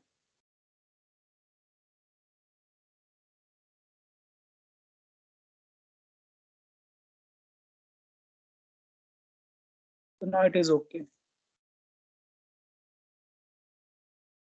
Okay, so if it is okay, then okay. Let us increase the volt per division. Sorry, increase and decrease करेंगे तभी तो signal amplify होगा. Okay. Now what we have to select जब हम phase measurement कर रहे हैं तो हमें CRO का जो knob है एक YT पे ना रख करके हमें YX पे रखना होता है. यानी X axis पे भी सिग्नल है, X axis पे भी हमारे पास सिग्नल है. और X का सोर्स क्या है? अब वो सोर्स पे फिक्स हो जाएगा. और तब तक तो जब YT कर रहे हैं तो ट्रिगर के अकॉर्डिंग चल रहा है. अब जब आपने YX कर दिया तो नाउ इट इज आस्किंग कि आपके पास किस सोर्स को आपने X एक्सिस पे रखना है. तो लेट अस टेक VM1 को हम X पे रखते हैं और VM2 को हम Y पे रखते हैं. ठीक है, दोनों सिग्नल मेरे दोनों अलग अलग एक्सिस पे हैं. X एक्सिस पे मेरा VM1 का सिग्नल जा रहा है यानी वोल्टमीटर 1 यानी सोर्स 1 का, और VM2 वो Y एक्सिस पे जा रहा है. And now if I run this one, this is the जो ग्रीन आपको दिख रहा है, रेड वाला आ रहा है. वो कहाँ से आ रहा है? रुको, रेड वाला एक मिनट जरा DC करते हैं. Then still it is coming. Red one is V2 को दिखा रहा है और हाँ तो दोनों को ही दिखा रहा है, बट हमें इसको रुको, सर आप 1 वोल्ट के दिखा रहा है 500 हाँ क्या कह रहे हो? चैनल में आपने हाँ चैनल तो हमें VM2 को ही रखना है ना।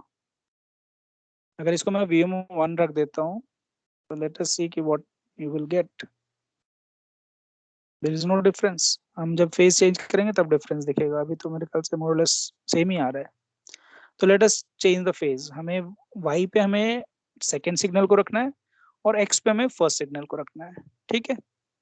तो रेड वाले को अभी भूल जाते हैं, अभी हम ग्रीन वाले पे यार देखते हैं किस पे हमारा लूप फॉर्म होता है। एक हमारा स्ट्रेट लाइन आएगा क्योंकि एक सिग्नल को शो कर रहा है ना, तो one will be looking every time, it will look straight because it is showing with respect to VM1। तो ऐसा मीनिंग समझ लो कि VM1 को दिखा रहा है VM1 के रिस्पेक्ट में, तो एक हमेशा स्ट्रेट दिखेगा, तो that we don't have to take care, उसमें कोई दिक्कत नहीं है। यहाँ पे हमारे पास VM2 भी कर दूं तो वही आ जाएगा, देयर इज नो डिफरेंस। तो हमें VM1 पे ही रखते हैं जो हमारा रेफरेंस सिग्नल है, ठीक है। अब हम इसका फेज चेंज करते हैं, तो now let us change the phase. Okay, I have to stop. पहले हाँ स्टॉप वो रन पे था इसलिए नहीं दिखा रहा था वो। Now go to sign and now here you can write the phase. So let us go with the 30 degree. अगर Y का सिग्नल हमारा यानी सेकेंड वाला सिग्नल 30 डिग्री पे फेज पे है, then what we are going to see on the CRO, you get a ellipse। ये वाला भूल जाओ, ये वाला एक्चुअली ये जो लाइन है ना, that is showing this signal with respect to itself, so that is why this signal is there। तो ग्रीन वाले को हम फॉर टाइम बिंग छोड़ देते हैं। इरेज करने का हाँ बोलो, ऑप्शन है क्या? क्या इरेज करने करने का? का ऑप्शन, इरेज इरेज का तो नहीं है वैसे, तो ये हट जाता था, मेरे को ध्यान नहीं आ रहा किस उसमें हटता है। सर रुको, नीचे इरेज, कहाँ पे Stop के इरेज? नीचे इरेज तो erase डेटा लिखा इरेज होगा। है एक्चुअली। इरेज जो है ना, जब इसको आप डेटा को स्टोर करोगे तो टेक्स्ट फाइल में ये इसका पूरा वैल्यू सेव हो जाएगा, आपको X और Y की वैल्यू दो कॉलम के फॉर्म में आपके एक टेक्स्ट फाइल में सेव होता है, वो इरेज करने के लिए कह रहा है। अगर इरेज भी कर देते तो it is just removed here from here, screen से हट गया वो। दोबारा रन करोगे इट विल अगेन अपीयर, ठीक है। ओके, इसको थोड़ा और एम्पलीफाई करते हैं, हम इसको थोड़ा सा एनलार्ज करते हैं। लेट अस लुक एट, ये ज्यादा बड़ा हो गया, this is the maximum possible. और टाइम पर डिवीजन से अब कोई देखो फर्क नहीं पड़ेगा। अब मैं टाइम पर डिवीजन ही नहीं, अब ये जो पार्ट है ना हॉरिजॉन्टल वाला जो हमने स्टार्टिंग में यूज कर रहे थे YT के लिए, now this will have no effect. इसको मैंने चेंज कर दिया काफी, it is not going to affect because the signal is being plotted with respect to this one। तो आपका x एक्सिस पे ये सिग्नल है और y पे ये सिग्नल है, so this is a ellipse। Ellipse में देखो एक आपकी मैक्सिमम वैल्यू है जो आपको यहाँ पे कट करेगा y एक्सिस पे, और दूसरा आपका क्या है, ये वाला वैल्यू। तो एक बार जरा रफ कैलकुलेशन करते हैं, how much this y is, it is 2 division रफली, है ना, बिल्कुल यहाँ पे टच कर रहा है ना, ये 2 डिवीजन है और ये 1 डिवीजन। यस तो कितना हो गया, हमारा फॉर्मूला था 1/2। 1/2 साइन इनवर्स क्या होगा, 30 डिग्री। 30 30 डिग्री। डिग्री। तो 30 डिग्री वी आर गेटिंग। आपको प्रैक्टिकल में भी यही करना है, डिफरेंट डिफरेंट। आप जरा वो भी चेंज कर देते हैं, एक और डिफरेंट वो देख लेते हैं। Okay, I have to stop this. Sir एक बार फ्रीक्वेंसी का रिस्ट्रिक्शन कीजिए ना। अभी एक बार पहले ये वाला फेज वाला कर लेते हैं, फेज वाले सारे देख लेते हैं कि 90 डिग्री के बाद कैसा सिग्नल बनता है। और लेट अस कैलकुलेट फॉर 45। तो 45 थोड़ा अच्छा सा इलिप्स दिखेगा, that is perfectly like ellipse जो बनाते हैं ना मैथ से। ये देखो, इरेज कर लेते हैं पिछली value, and now this is जो हम नॉर्मली बनाते हैं। Now you can see this is touching at 2। Now this has increase to 1.4 you can say. तो 1.4/2 तो एग्जैक्टली तो नहीं आएगा, बट कुछ आपका 45 के अराउंड वैल्यू आ जाएगा, ठीक है। तो नाउ इफ वी, अब हमने एक और चीज कर रही है दोनों में, एम्पलीट्यूड हमने सेम रखा हुआ है। दोनों केसेस में हमने एम्पलीट्यूड में वेरिएशन नहीं किया है। तो let us try to see what will happen if amplitude is different. अगर मेरा एम्पलीट्यूड वेरी करता है, क्योंकि दोनों में मेरे ख्याल से मैंने एम्पलीट्यूड 1 ही रखा था ना, इसको मैं अगर मैं 2 कर देता हूँ, let me make it 2 and let us see, पहले इरेज कर देते हैं फिर इसको रन करते हैं। So you will see a difference, आपको इलिप्स थोड़ा सा एनलार्ज दिख गया, बट आपका फॉर्मूले का आंसर वही आएगा, आंसर में कोई डिफरेंस नहीं आ जाएगा। Now this is 4 unit and this is something which is 2.8, तो 2.8 डिवाइडेड बाय 4, 3 तक नहीं टच कर रहा है, 3 से थोड़ा पहले ही देखो यहाँ पे ड्रॉप हो रहा है। सो दिस इज द 3 तो नहीं है, 3 से थोड़ा सा नीचे है, तो यू कैन चेक कि एम्पलीट्यूड चेंज होने से आपका क्या, अगर मैं x में चेंज करूंगा एम्पलीट्यूड तो it will expand in the horizontal direction, y में एम्पलीट्यूड चेंज करूंगा तो it will expand in the vertical direction. ठीक है, ओके। अब एक बार जरा 90 से ऊपर का हम फेज देख लेते हैं कि उसमें क्या दिखाता है डिफरेंस। इफ इट इज से 135,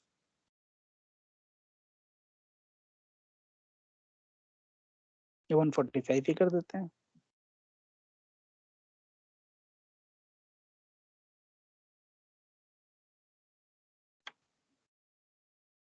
शिफ्टेड द क्वाड्रेंट, क्वाड्रेंट की शिफ्टिंग हो गई। तो जब क्वाड्रेंट Yes, की sir. शिफ्टिंग होगी, आपका फॉर्मूला तो आपको दिखा देगा 45 ही, फॉर्मूले के नहीं 145 हमने किया ना, तो फॉर्मूले के हिसाब से वो आप साइन इनवर्स करोगे तो वो तो वही दिखाएगा कि इतना ही एंगल है, but you have to subtract from 180 so that you get that much value. 145 है तो 45 और यानी 45 डिग्री का ही आंसर आएगा, बट आपको 180 माइनस 45 करना पड़ेगा,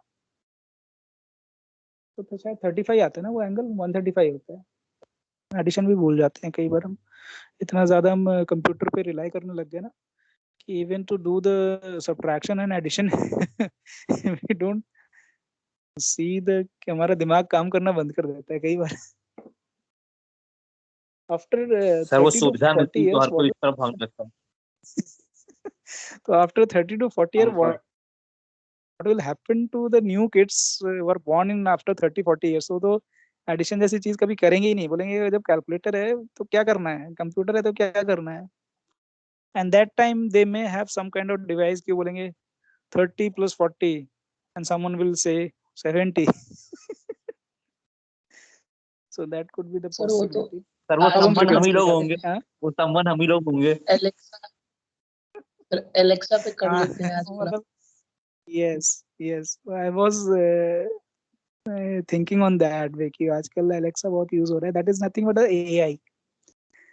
बट एआई में थोड़ा सा ना, जो एआई का आज का ट्रेंड है, means AI actually there is a set of questions. AI कुछ नहीं है, आप देखोगे तो आजकल बहुत सारे साइट पे भी साइड में एक चैट बॉक्स आ जाता है and you just put the question and it will match. आपका अगर क्वेश्चन 70% उसके अपने क्वेश्चन से मैच करता है तो it will provide that answer. कि आपने कुछ लिखा, how I have to enroll in this, तो कुछ बच्चे लिख सकते हैं I want to enroll, what is the procedure, how I want to enroll, ये सर वो या कीवर्ड मार्क एनरोलमेंट। करके करता है वो। हाँ, वो क्या करता है, 3-4 पैरामीटर को चेक करता है। एनरोलमेंट वर्ड उसको मिल गया तो अपने वही क्वेश्चन को फॉलो करेगा, और वो फिर एक और पैरामीटर को मैच करेगा कि भाई हाउ कर रहा है तो मुझे ये आंसर देना है, और एनरोलमेंट हो गया है या कोई और एनरोलमेंट से रिलेटेड क्वेश्चन है तो वो एक्चुअली कुछ नहीं कर रहा है, वर्ड को मैच कर रहा है। तो this is one way of artificial intelligence. ये इसी को हम आजकल एआई कहते हैं कि हमारे पास सेट ऑफ क्वेश्चंस पहले ही हैं, उसके आंसर्स भी पहले ही हैं, बस उसको कंपेयर करना है। बट लॉजिकल थिंकिंग अभी भी लैक कर रहा है एआई के इस पर्टिकुलर प्रोसीजर में। कि अगर कोई नया क्वेश्चन आता है, आप देखोगे नया क्वेश्चन आएगा तो सीधा लिख देगा I don't understand what you are saying. कई कई जगह देखोगे ये लाइन लिखी आ जाती है, we are not able to get Yes, sir. लिखा था. From your question. तो वो उनके पास अगर मैच नहीं हो रहा है तो लिख के नीचे दे देगा, बट हमें वैसा नहीं चाहिए। हमें चाहिए कि उस पर भी वो ओवर थिंक करे एंड क्वेश्चन से वो क्वेश्चन दोबारा बना सके कि I think he is asking this kind of thing. तो अगर एआई पे कोई कर रहा है तो you should go in that way, then only the robotics will work as a humans. अभी तो रोबोटिक्स सिर्फ उसी पे वर्क करता है जो आपने फीड किया है, it is working on that. But if you make thought process in such a way कि उसको वो एनालाइज भी कर सके और कुछ नई चीजें वो जनरेट कर सके itself, then it will be a more useful. Sir अभी बट तो यूजफुल किसी है मतलब बट मशीन को ऐसा नहीं थॉट कि प्रोसेस देना और रिस्की नहीं हो जाएगा कि वो अपने हिसाब से भी माइंड बिल्डअप करके मतलब चीजों को एनालाइज करने लगेगी, अगर लॉजिकली थिंक करने लगेगी तो वो खुद से भी तो एक्शंस लेने लगेगी। देखो इस पे हम थोड़ा सा हम इस पे हमारे पास थोड़ा सा दिमाग में ना जो मूवीज हैं वो ज्यादा हमारे पास वो कर जाते हैं। वी ऑलवेज थिंक कि अगर हम किसी मशीन को थॉट प्रोसेस खुद से दे दें तो वो हमारा ओवर पावर कर लेगा। You don't give the power to that much. आप एक उसको लिमिट तक पावर दो ना। उस बैटरी पे चल रहा है, उसको बोलो कि आप सर इतने अभी वॉट से ज्यादा रिसेंटली का हो ही नहीं इंसिडेंट सकता। है कि अमेरिका में दो प्रोग्रामर्स हाँ, देखा, उन्होंने कोई एआई पे दो रोबोट्स बनाए थे, फिर उन्होंने देखा कि वो जो दोनों रोबोट्स थे वो उन्होंने अपना एक अलग कोड डेवलप कर लिया था अपने आप ही, फिर उसको उन्होंने बंद कर दिया, दोनों ही रोबोट्स को, उस पर कोई काम नहीं करा आगे। मे भी हो सकता है क्योंकि इस पे काम चल रहा है और that is actually a random networking. Actually ये वर्क कैसे करता है कि आपके बहुत सारे कंपोनेंट है, बहुत सारे जैसे क्वेश्चंस हैं, आप क्वेश्चंस की लिस्ट बनी हुई है। अब इस लिस्ट में से कौन से रिलेवेंट क्वेश्चन है, हमारा भी दिमाग कुछ नहीं कर रहा है, हमारे दिमाग में कुछ चीजें स्टोर्ड हैं and we think something using those things only. हमारे पास कोई, जब तक हम कोई नई चीज नहीं जानते हैं तो उसके बारे में हम कुछ कहते भी नहीं है। ये हमारा हमारा भी ऑब्वियस प्रोसेस है, हमारा भी ब्रेन उसी पर्पज से वर्क करता है जैसे हमारा एआई करता है। तो वी नीड टू थिंक कि हमारे पास, जैसे एग्जांपल के लिए आपको मैं बोलूं सडनली कि भाई ये काम कर लो और आपने कभी किया ही नहीं, कभी देखा ही नहीं, तो यू विल ऑलवेज आस्क है क्या ये, मुझे तो पता ही नहीं है चीज, I have never seen this, तो this is the answer. But if I give you certain hint then you can relate कि मैंने कुछ ऐसा काम पहले किया था, वो शायद इससे कुछ रिलेटेड, तो मैं ऐसा कर सकता हूँ। So this kind of thinking still it is going on, AI में अभी भी ये काम चल रहा है। बट इस पे हम कह सकते हैं कि भाई रोबोटिक अपने आप से डिजाइन कर सकता है, अपने कोड्स बना सकता है, अपने सारा कुछ कर सकता है, ओवर पावर भी कर सकता है, बट गिव लेसर स्ट्रेंथ। आप सारी स्ट्रेंथ मत दो, आप रोबोट इतना हैवी मत बनाओ कि आपके चीजों को तोड़ दे, कुछ कर दे या कुछ इररिस्पेक्टिव वर्क करना शुरू कर जाए।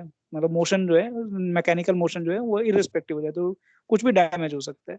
You make smaller thing, you give this power to smaller design. आप छोटे डिजाइन में, जैसे हम ह्यूमंस हैं, हमारा भी दिमाग है, कुछ क्या होते हैं, कुछ जिम जा करके तगड़े हो जाते हैं, फिर वो गलत कामों में करते हैं काम। कुछ बेचारे कमजोर होते हैं, तो ह्यूमंस में भी तो कैटेगरी है ना, those who are physically powerful they can do many things and those who are physically not powerful they cannot do many things।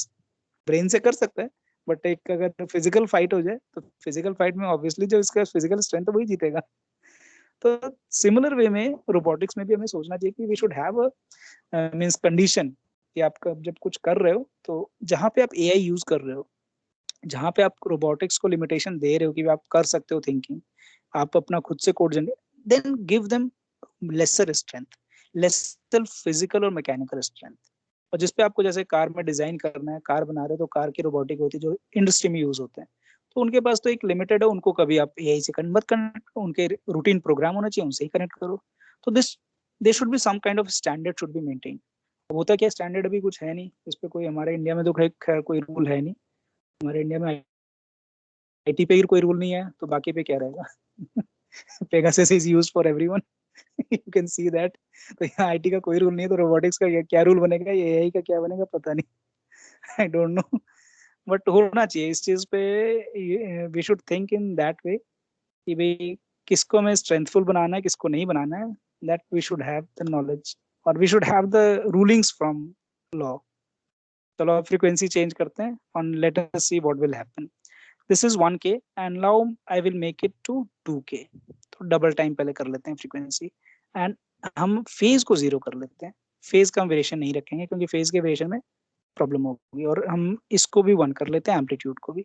तो signal are same phase wise and amplitude wise, but they have different frequency. Now we let us see what will happen. Erase करने दो पहले this one.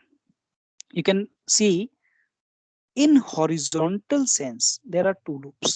आपके पास horizontal direction में आपको 2 loops दिख रहे हैं, बट vertical direction की frequency डबल है।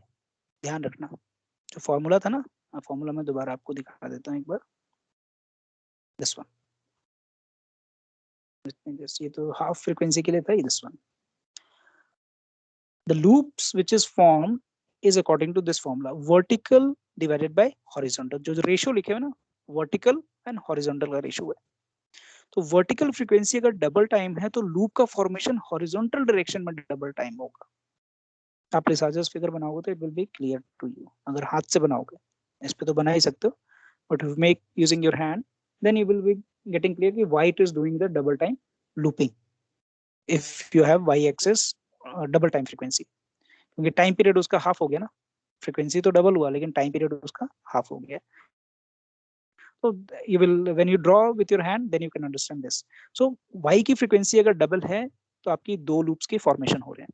तो let us see अगर 3 है तो क्या 3 के भी formation हो रहे हैं? तो let us see. Let us design for more complicated and this become very difficult. Actually ये 2 तक तो फिर भी बन जाता है आपके lab में, but when you go for more than that, then it is very difficult to make. So let us make for 3. 3 की पॉसिबिलिटी शायद हाफ की हो जाती है. तो let us check, erase the data and run. So half is the miss हो रहा है ये 3 के लिए अच्छा से नहीं देगा, 3/2 का देता है शायद, 3 के लिए सही नहीं दे रहा है.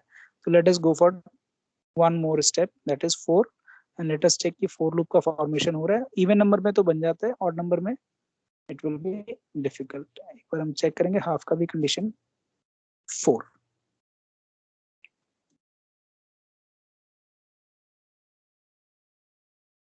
So yes, now it is being, there are 4 loops, 1, 2, 3 and 4 है ना. 4 loops formation हो गए. Now if I go in with the x axis तो आपके loop vertical formation होना शुरू हो जाएंगे. अभी तक तो loop इस फॉर्म में हो रहे थे, अभी vertical formation शुरू हो जाएंगे. एक और काम कर सकते हैं. Let us try to change one more thing. Let us change the amplitude and let us check what will happen with that. इसको हम 2 times कर देते हैं. Erase this.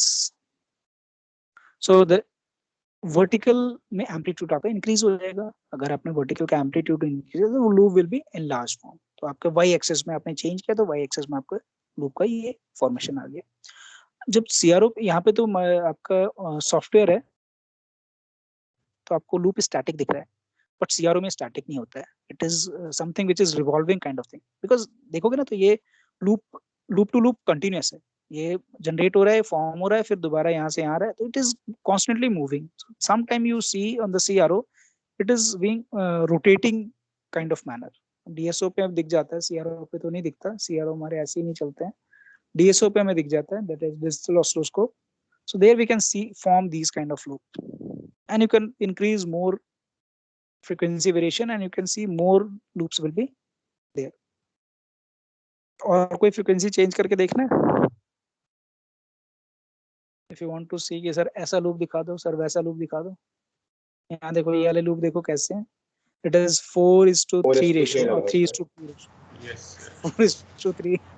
We will get this one and you can count. यहाँ पे ध्यान से देखना, अगर 3:4 3:2 देखो ध्यान से, तो क्या 3:2 है. मतलब 3 आपके हॉरिजॉन्टल, मतलब वर्टिकल में, हॉरिजॉन्टल में आपको 3 लूप्स दिखने चाहिए और वर्टिकल में 2 दिखने चाहिए. मतलब पिक्चराइज ही करना मुश्किल हो जाता है. It is not possible to picturize. How you can look at 3 different loops? It is very difficult to picturize. लिखा होता है ये भी कॉम्प्लिकेटेड हो जाता है. ये इंटरसेक्शन पॉइंट्स होते हैं ना, तो उसमें पता चल जाता है. मिड पॉइंट से अब लाइन जब ड्रॉ करते हैं तो मिल जाता है उसमें नंबर ऑफ पॉइंट्स. तो एक्स एक्सिस पे जैसे 3 पॉइंट्स हैं. हाँ, वो आपको ड्रॉ करके देखना पड़ता है. आपने 3:2 बोला ना, तो 3:2 मींस वर्टिकल 3 होना चाहिए और ये 2 होना चाहिए. इसको हम 3 नहीं, अभी हम 3:2 वाला देखते हैं. 3:2 था ना हमारे पास, एक 3:2 है. हाँ. ये तो 3 हो गया और इसको हमने करना है 2. सो लेट अस चेक कि इसको हम 2 कर पाते हैं नहीं कर पाते हैं और क्या फिगर बनता है. Let us make this one. Erase the data and stop and run. Yes, something like that. Amplitude मैं दोबारा एक बार कम कर देता हूँ या इसी का amplitude में बढ़ा देता हूँ so that we can get that kind of effect. क्योंकि amplitude में हमने change किया था ना. इसको हम इंक्रीज कर लेते हैं। सर ये टीना लैब कॉस्टली है क्या, इसको पेड करना पड़ता है? नहीं ये तो फ्री है। नहीं देखो, जो आपका है मल्टी सिम भी है ना, और ये भी है, दोनों में फ्री वर्जन भी है, पेड वर्जन भी है। फ्री वर्जन में आपके पास लिमिटेड, जैसे टीना में फ्री वर्जन में आपके पास एनालॉग है, डिजिटल नहीं है। और जो आपका मल्टी सिम है उसमें डिजिटल के भी थोड़े से ही है, सारे नहीं है, क्योंकि मेरे को ना एक वो करवाना था आपसे experiment, to make the 7 segment display and we will make the frequency counter, how the frequency counter work. तो फ्रीक्वेंसी काउंटर पे जब मैं गया ना, तो वहाँ पे उन्होंने एलईडी का बड़ा गंदा सा दे रखा है, मतलब there is only one LED, उसमें लाइट एमिशन का एक पिक्चर बना रखा है। और जब मैं उसको पेड वर्जन में मैंने चेक किया ना, तो there is a very good, उसमें 7 सेगमेंट का भी उन्होंने एक पूरा एक मॉड्यूल दे रखा है कि 7 सेगमेंट है, उसके सिर्फ कनेक्शंस लगा दो। और अदरवाइज यूजिंग एलईडी डिस्प्ले अगर बनाओगे तो बड़ा ही अजीब सा दिख रहा है, मतलब it is very difficult to make. तो उसमें भी पेड वर्जन में you have more things, and यहाँ पे भी पेड वर्जन में आपके पास ज्यादा चीजें हैं, बट ये फ्री वाला तो हम आप यूज कर रहे हैं। पायरेटेड कर ले रहे हैं? हाँ क्या? नहीं ये तो डाउनलोड कर पायरेटेड कर सकते हो ले। आप, आपको मैंने बोला पायरेटेड। पायरेटेड नहीं चलता। पायरेटेड कैसे? पायरेटेड से पढ़ाना भी सही नहीं। कल को कोई कोर्ट में चला गया तो क्या, सर तो पढ़ाते थे फ्री में, पायरेटेड वाला हम एजुकेशनल यूज करते, घर में ही यूज कर सकते हैं क्योंकि मैंने LabVIEW भी कई बार यूज किया हुआ है। LabVIEW is a good software, वहाँ पे भी आप सीआरओ बना सकते हो, वहाँ थोड़ा और वर्सेटाइल है, इन दोनों से ज्यादा बेटर है LabVIEW, but LabVIEW is very costly. मेरे पास एक फ्री वर्जन था LabVIEW 7, किन दोनों उस सर, पे किन दोनों से ज्यादा बेहतर है? किन दोनों से ज्यादा LabVIEW, इन दोनों से, मतलब मल्टी सिम हो गया या ये हो गया ना, जितने भी, LabVIEW is more versatile and more better advance interface where you can connect the equipment also.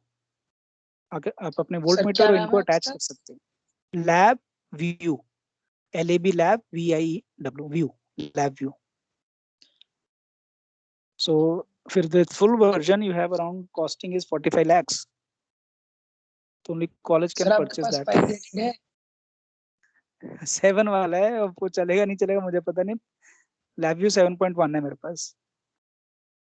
Sir That तो is around शेयर कर दीजिए 4 GB।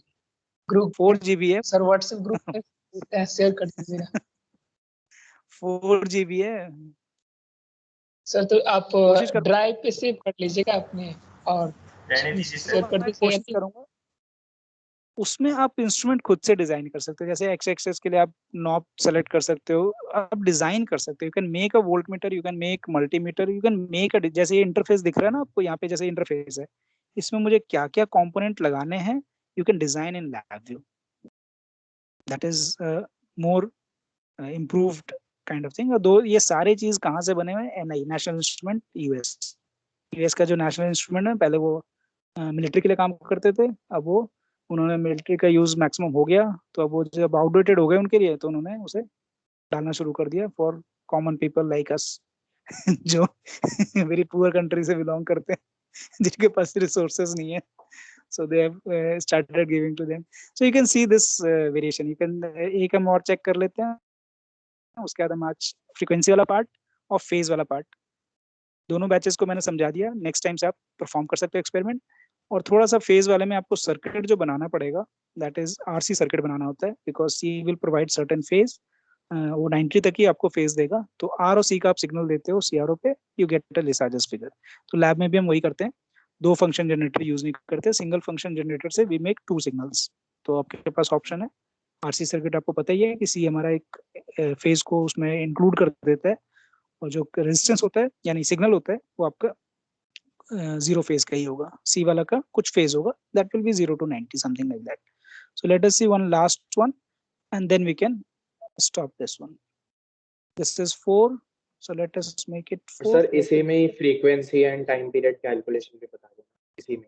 हाँ नहीं, ये देखो, फ्रीक्वेंसी एम्पलीट्यूड और फ्रीक्वेंसी का एक है प्रैक्टिकल, और फेज का अलग प्रैक्टिकल है, और फ्रीक्वेंसी डिफरेंस का उसी में इंक्लूड कर सकते हो, जिसमें फेज और ये लिसाजस फिगर वाला यानी फ्रीक्वेंसी डिफरेंस का और फेज वाला वो एक प्रैक्टिकल हो गया, और एम्पलीट्यूड और फ्रीक्वेंसी सिर्फ मेजर करना वो एक प्रैक्टिकल हो गया, जिसमें आपको तीनों सिग्नल का करना होता है। आपको क्या बोलते हैं, स्क्वायर वेव, साइन वेव और ट्रायंगुलर वेव, तीनों सिग्नल आपको मेजर करना होता है. So this is around 5. We will see more complicated and it become more unstable also. इन सब में तो बन जाते हैं because these are software kind of thing.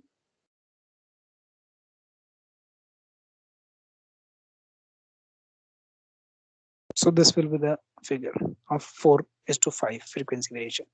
तो मिलिट्री और ये बहुत यूज करते हैं इसे. तालिबान और अलकायदा वाले किस फ्रीक्वेंसी पे बात कर रहे हैं, they can easily predict if their frequency make a certain signal like this on their CRO. तो उनके पास एक रेफरेंस सिग्नल होता है और एक सिग्नल वो कैप्चर करते रहते हैं कि एयर में कौन सा मूव कर रहा है. If they pick and they predict the frequency and then with the once you know the frequency then you can design a receiver. तो रिसीवर डिजाइन करने से पहले आपको फ्रीक्वेंसी का तो पता होना जरूरी है. फ्रीक्वेंसी को हम एक रेफरेंस सिग्नल से हमेशा मेजर कर सकते हैं. So once you get the frequency then you have to make a receiver and once you make a receiver then you can listen to their voice. ठीक है. तो फ्रीक्वेंसी भी allotment it is not easy. एक छोटा सा चीज है जो वीकेंड में आप ढूंढ सकते हो. How the government allot frequency. Mobile company को कितना देती है, रेडियो सिग्नल्स के लिए कितना देती है, डिफेंस के लिए कितना फ्रीक्वेंसी बैंड अलाउ करती है और पीएमओ के लिए कितना अलाउ करती है. PMO can listen to any frequency at any time. जो पीएमओ का ऑफिस है ना, उनके पास रिसीवर्स होते हैं. They can listen to every frequency band that is allowed for them. So only certain frequencies are allowed for the public to use as a communication thing. यानी road में बहुत सारे पार्ट बने हुए हैं उस हाईवे में. उस हाईवे में छोटे छोटे पार्ट, मैक्सिमम पार्ट गवर्नमेंट के पास है और छोटे से छोटे पार्ट आपके दे रखे हैं लोगों को जिस पे आप बात करते हो. So we end this today's session. आज हमारा आधा घंटा थोड़ा मिस हुआ. कॉलेज से क्लास लेना मुश्किल होता है थोड़ा, तो इसको मैं बंद कर रहा हूँ. And let me stop the recording first. क्या लैब किसको कह रहे हो? लैब व्यू वाला मैं शेयर कर दूंगा. बस है, हाँ वो मैं शेयर कर दूंगा. If it is able to, because वो करीबन 10-15 साल पुराना है, वो चलेगा नहीं चलेगा. इस पॉइंट लैब व्यू 7.1 है वो, उसका पासवर्ड वगैरह मैं शेयर कर दूंगा. कुछ मिल रहा है पायरेटेड में. क्या मिल रहा है? 20.1. यस सर, लैब व्यू हो सकता है. देखो पायरेटेड मिल सकता है, लेकिन पायरेटेड क्या होगा ना, आप चला के देखो. अगर ऑनलाइन कनेक्टेड हो गया किसी दिन तो वो उसको फ्लैग डाल करके स्टॉप कर देगा. नॉर्मली पायरेटेड वाले वर्जन तभी चलते हैं जब आपके वो कंप्यूटर हैं जहाँ पे आपका ऑनलाइन कनेक्शन नहीं है. If it is online connection then आजकल सभी विंडोज 10 यूज करते हैं. एंड विंडो 10 क्या करता है, आपके जो एंटीवायरस होता है बैकग्राउंड में वो सारे सॉफ्टवेयर को चेक करता रहता है. अगर किसी में पायरेटेड रखा है.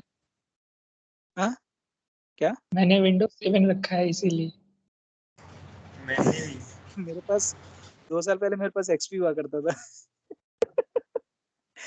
मैंने इसीलिए नहीं शिफ्ट विस्टा भी किया. होता है सर, विंडोज विस्टा भी होता है. नहीं विस्टा तो एक्सपी तो बहुत पुराना है. एक्सपी तो 2009 में बंद हो गया था.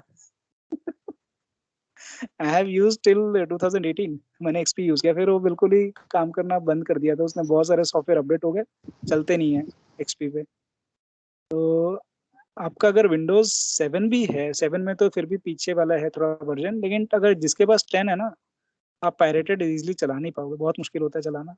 मैंने कई बार कोशिश किया, वो कुछ ना कुछ कहीं ना कहीं से फ्लैग डालता है, पूरा का पूरा करप्ट कर देता है फाइल को. It is very difficult to run. Windows 10 थोड़ा सा ज्यादा एडवांस है और वो बैकग्राउंड में चेक करता रहता है सब कुछ. अब तो विंडोज 11 भी आने वाला है.